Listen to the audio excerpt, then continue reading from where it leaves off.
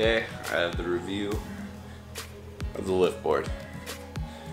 So my other controller disconnected while I was riding it. So I contacted the company, great customer service. They sent me on a new one. But the only thing is, you can't see it, but it only has one screw in it. So these two holes don't have any screws, so this shakes. And now we have to pair it. To pair the controller and the board, what you do is you hold down top button for 3 seconds and the power button. That shit.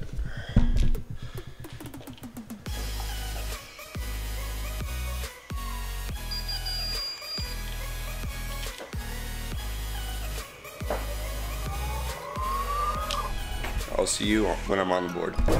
So supposedly it gets around 16 miles of range, but I've gotten 11.5 to 12 miles. So it's close, but it's not exact.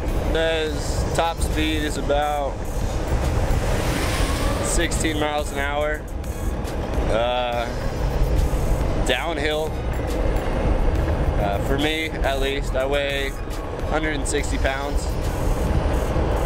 if that helps. You know, for the price, it's $400 for the single motor, which isn't a terribly bad price. Great bang for the buck,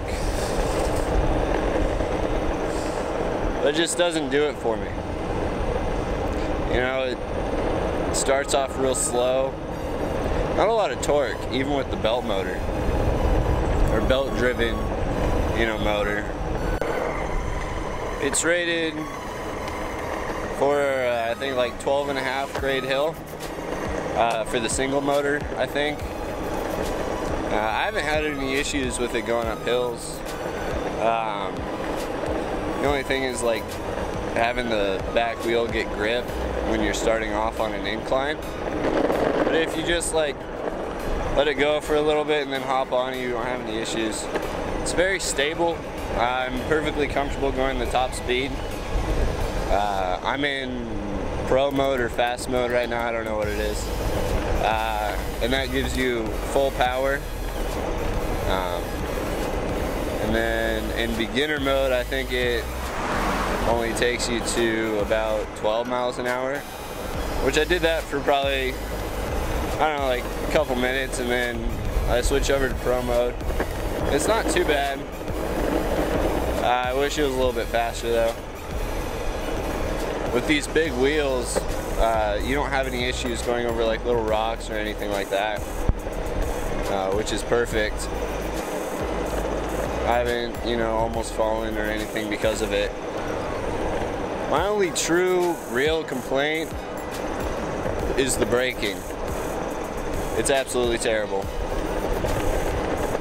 You know, it brakes, it takes longer to brake than you think it would, or than you would think it would.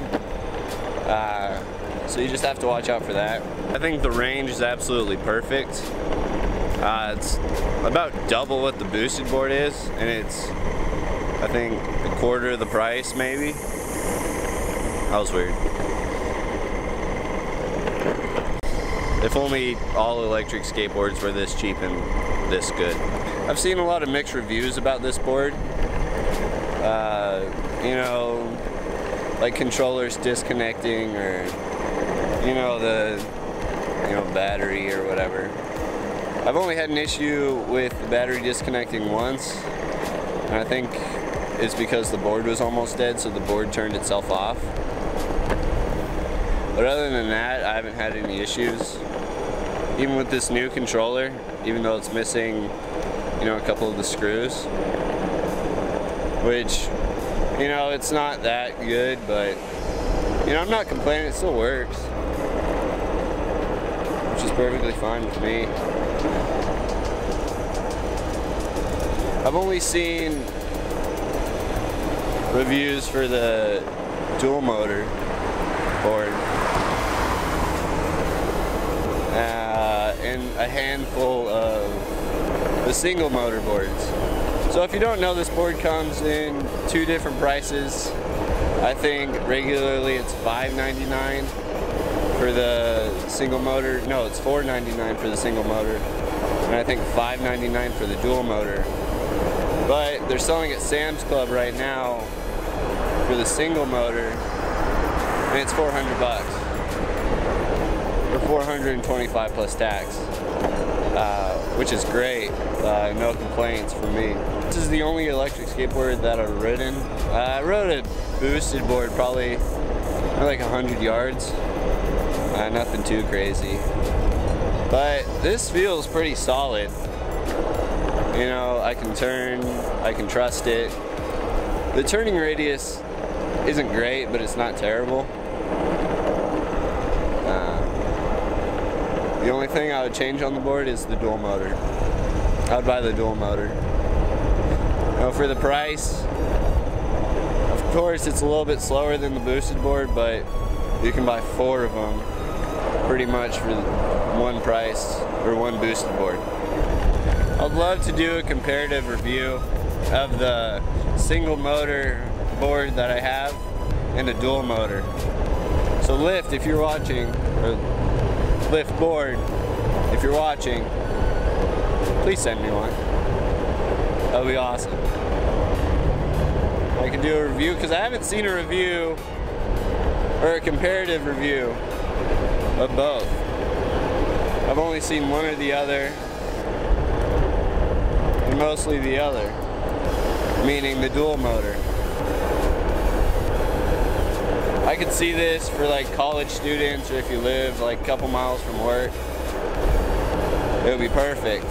You know, save money on gas, skip traffic. And when it's fully dead, it only takes about 3 to 4 hours to charge. Battery takes about 2 to 3 hours. And that's if it's completely drained.